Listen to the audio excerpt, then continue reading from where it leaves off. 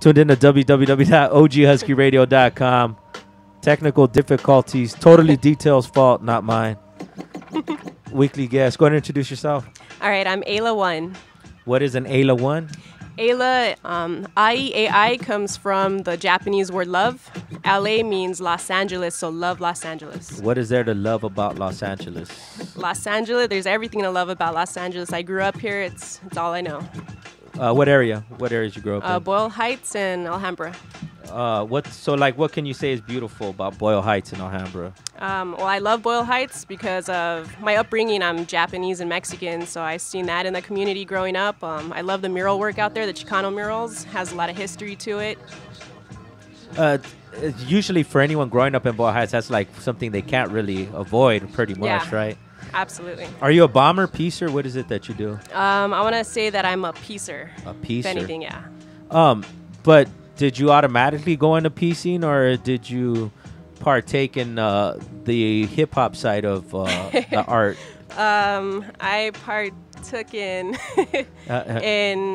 Partaken, I believe it is. I'm sorry. I'm just trying to fuck with you more, you know what I mean? Like, Instagram at AILAONE. It's for y'all. Go for it. So now that you've gathered your thoughts, you that's original. That was many moons ago, right? Yes, many moons ago. Many moons ago, for lack of a better term. Late night art projects. Yeah. And what got you into that art, that aspect of it? Like, let's just say art in general. Like art in general? Yeah. I've been doing art since I was a little kid, and I want to say in high school it started taking off. I started developing a style and being kind of known for that. And what was the style in high school? Like, the style started off with psychedelic abstract designs, mostly pen sketching, and I think I went from there to developing characters, but still using that abstract psychedelic. And then at that time, we're using spray paint? No, I started using spray paint, I want to say, when I was 21, heading into 22 years old. So not too long ago. Not too long ago. Yeah. Was it easier? Was it harder? Because it is a different medium, right? Absolutely, yeah. I was jumping into a brand new medium. It was very difficult, of course, when learning anything new. But I think I just developed all of the skills I needed pretty fast. I was a quick learner. Had a lot of good teachers too. Oh yeah. Yeah, a lot of. And that was the late night art projects we were talking about earlier, right? Yeah. Now it's strictly legals, though, right? That's pretty much for doing it. Definitely trying to do strictly legals. Why is that the next level of it, or what? No, it's not the next level of it. I just feel that I want to. I mean, I have a son. I'm trying to show him a good influence and putting up artwork, and right now. That's one of the things I wanted to ask you. And we were talking off there. Would you consider yourself a graffiti artist? Why or why not? If you could just break it down, like. Okay. I don't want to say that I'm a graffiti artist per se. I mean, I did get to meet a lot of graffiti artists and see what the culture and the history was about, and to me, I feel like graffiti is like a way of life. It's like an everyday thing. I know people that are in their 40s, 50s they still do that every day. Yeah. That's them. As for me, I mean, I do art, and even though I do love the graffiti side, I can't be that every day, but I definitely appreciate the culture of it. Do you think that comes from like the understanding of being around people that knew it, especially at a younger age? Do you think that had something to do with it, or like because you experienced the late night art projects? Do you think that helped you more? Where like, because most people like won't even answer that question correctly. Like you came totally correct when answering that question. Where does that come from? You know what I mean? That understanding, I guess, is what I'm asking. Gee, I don't know. I think growing up, not being exposed to graffiti, and then all of a sudden just jumping into the lifestyle, I think it was just a different perspective. I mean, seeing how people live every day, and that I wasn't living that every day at a younger age, and just jumping into it was kind of like mind-blowing. It was like this whole culture, this whole world, everyone knew about each other, and it was beautiful. It was like something different. So I think that understanding came from not knowing before, and just being opened up to this whole new world. What's the? I mean, I'll say that we consider the flowers your signature. Your signature, right? My iconic image. It was that. Is that purposely done, or what is the meaning behind that? Yeah, I pushed the flower. I mean, I want people to see that anywhere and just be like, oh, that's Ayla or that's her. And, you know, I've gone to art walks and people's like, oh, I've seen that up, but like, that's you. You know, so that's a good feeling. What's the meaning behind it? Is there a meaning behind it? I created that flower. Mostly I would draw it with a repulsive look.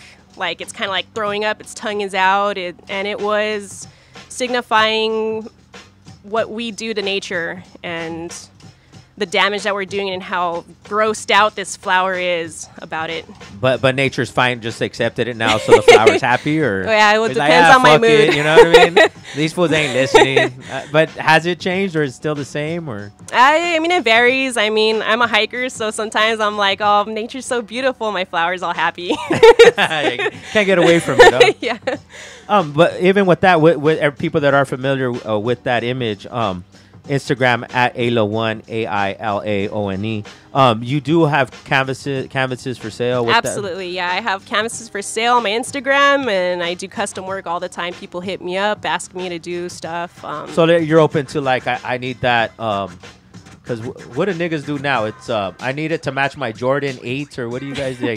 You have the turquoise or whatever they're wearing, like you can match it to their Jordans. Absolutely, yeah. I'm just saying because I'm trying to get you that other clientele, you know what I mean, people ask me to do all kinds of designs. It always ends up in the particular style I do, but as long as you dig that, then yeah. Abstract, psychedelic, yeah, nature, plants, street art. Street art, yeah. With the murals, are you doing like the whole city? Because I know the city reinstated the murals so you could apply for the permit. Or is that the kind of murals you're doing, or what is it that you're doing and that aspect of it? You know, I'm not going through the city at all. I've never done that approach. Basically what I do is I go out, I find walls, and I ask a bunch of people, and most times one of them is gonna say yes, I want to put some art up. So it kind of works out for me that way. You don't have to answer this, but I just feel the need to ask you.